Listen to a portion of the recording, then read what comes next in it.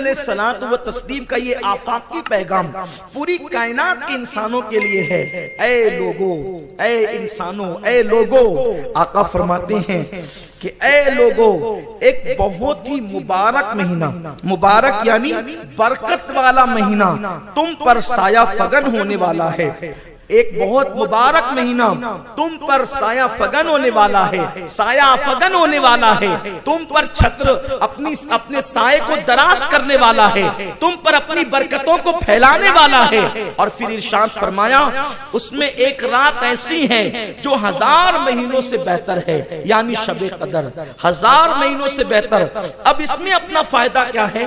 جو رات 1000 مہینوں سے بہتر ہے، اگر ہم اس رات میں رات بھر عبادت کر لیں تو اور لوگوں نے 80 سال میں جو عبادت کی ہے، یعنی اور لوگوں نے 80 سال تک جو عبادت کی ہے، ان کو جو ثواب ملا ہے اس سے زیادہ ثواب شب قدر میں عبادت کرنے والے کو ملتا ہے، اس لیے کہ یہ 1000 مہینوں سے افضل ہے۔ میرے آقا صلی اللہ علیہ وسلم کے دیوانوں، اور شب قدر کب ہوتی ہے؟ یا تو 21 کو ہوتی ہے، یا تو 23 کو ہوتی ہے، یا تو 25 کو ہوتی ہے، یا تو 27 کو ہوتی ہے، یا تو 29 کو ہوتی ہے۔ اب اس کو پانے کے لیے بزرگان دین بلکہ آقا کریم صلی اللہ علیہ وسلم خود بھی جو ہے اعتکاف فرمایا کرتے تھے۔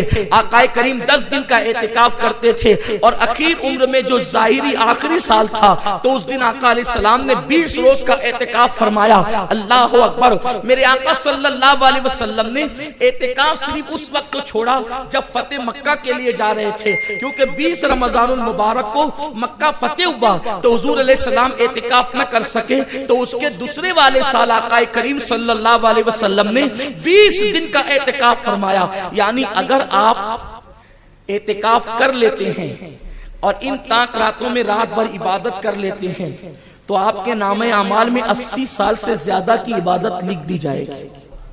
اس کی بڑی برکتیں کبھی وقت ہوگا انشاءاللہ تو ہم شب قدر میں اس کا تذکرہ کریں گے۔ تو یہ ایک رات 1000 مہینوں سے افضل ہے، اور اعتکاف ماشاءاللہ ہمارے مرکز پر ابھی سے آپ ذہن بنا لیں، ابھی سے آپ نیت کر لیں کہ اپنے مرکز پر جو 10 روز کا اعتکاف ہوتا ہے، اگر اس اعتکاف میں آپ شریک ہو جاتے ہیں تو اس اعتکاف کی بڑی برکتیں ہیں۔ ابھی سے ذہن بنا کر کے چلیں، کیونکہ جس نے اعتکاف کیا سنت اعتکاف 10 دن کا مسجد کے اندر، اللہ اس کو 2 حج اور 2 عمرے کا ثواب عطا فرماتا ہے۔ اور اس کے بعد راتوں کی عبادت الگ، بھرپور عبادت کرنے کا، جس کو کہتے ہیں نا پیٹ بھر کی عبادت کرنے کا موقع ملتا ہے۔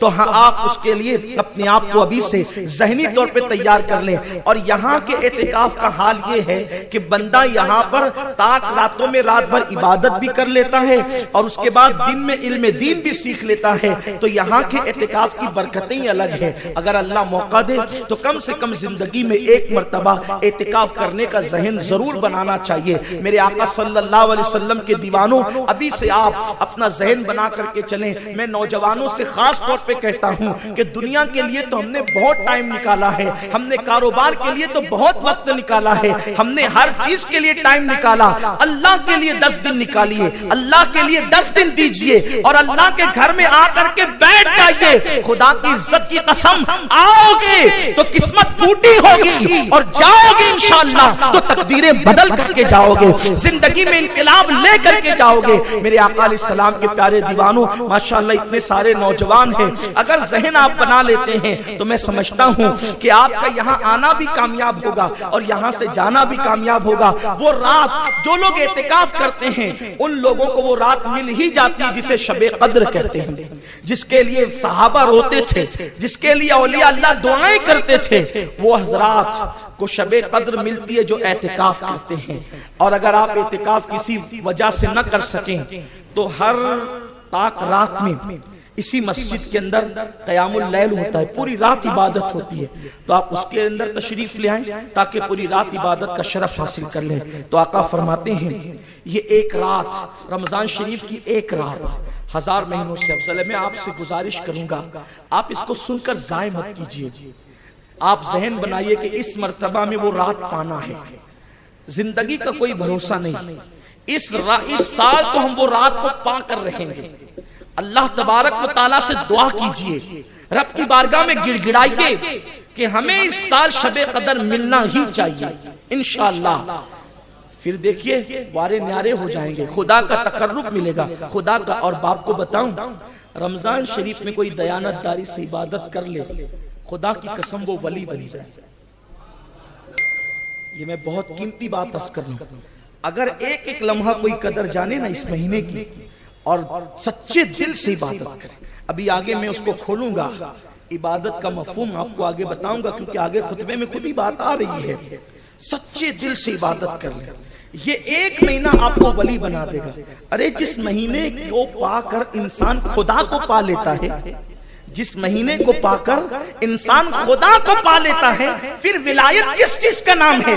خدا کو پانے کا نام ہی تو ولایت ہے. پانی پر چلنے کا نام ولایت نہیں، ہوا میں اڑنے کا نام ولایت نہیں، بلکہ خدا کو پا لینے کا نام ولایت ہے. اور جو اللہ کو پا لیتا ہے، آقا فرماتے ہیں من کان للہ کان اللہ لہ، جو اللہ کا ہو جاتا ہے اللہ اس کا ہو جاتا ہے.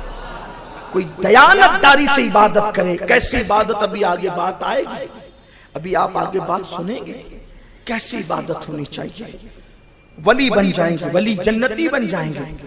ورنہ اس مہینے میں جو جنتی نہیں بنا وہ کبھی جنتی نہیں بن سکتا.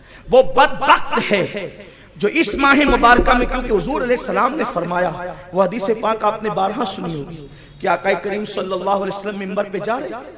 ممبر پر جاتے ہوئے حضور نے فرمایا آمین، پھر کہا آمین، پھر کہا آمین. 3 بار آمین کہا. آقا سے پوچھا گیا حضور کوئی دعا کرنے والا نہیں نظر آتا، دعا کا موقع نہیں بظاہر، آپ آمین 3 مرتبہ فرماتے؟ آقا نے کہا جبریل آئے تھے اور وہ دعا کر رہے تھے، میں ان کی دعا پہ آمین کہہ رہا تھا. توجہ کریں، سب سے قیمتی لمحہ وہ ہوتا ہے جب امام منبر پہ چڑھتا ہے. یہ سب سے قیمتی لمحہ ہوتا ہے، یاد رکھنا.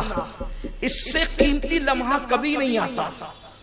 سب سے قیمتی لمحہ اس وقت جب امام منبر پہ چڑھتا ہے. اس وقت تو بیچارہ مؤذن مائک درست کرتا ہے اور میری قوم آستینیں درست کرتی. اس قیمتی لمحے کی خبر ہی نہیں کہ اس وقت ہاتھ اٹھا کر یا بغیر ہاتھ اٹھائے پھر جو دعا کی جاتی ہے قدرت رد نہیں کرتی. پتہ ہی نہیں ہے لوگوں کو. معلوم کتنی بھولی یہ قوم ہے، ادھر ادھر مانگتے پھرتے ہیں اور جب قدرت کے پاس مانگنے کا وقت آتا ہے تو وقت ضائع کرتے ہیں. کچھ لوگ تو بیچارے انتظار میں باہر کھڑے ہوتے ہیں کہ جلدی سے امام صاحب نماز شروع کریں تو ہم اخبار بچھا کر کے جلدی سے کھلے سر یا رومال باندھ کر نماز پڑھیں. دور سے دیکھنے والوں کو ایسا لگے کہ جیسے یہاں میت ہو گئی، اسی لیے بیچارے رومال باندھ کر کے کھڑے ہیں اور 2 رکعت پڑھنے کے لیے آئے اسلام پر احسان کرنے کے لیے. یہ حال ہے میری قوم کا.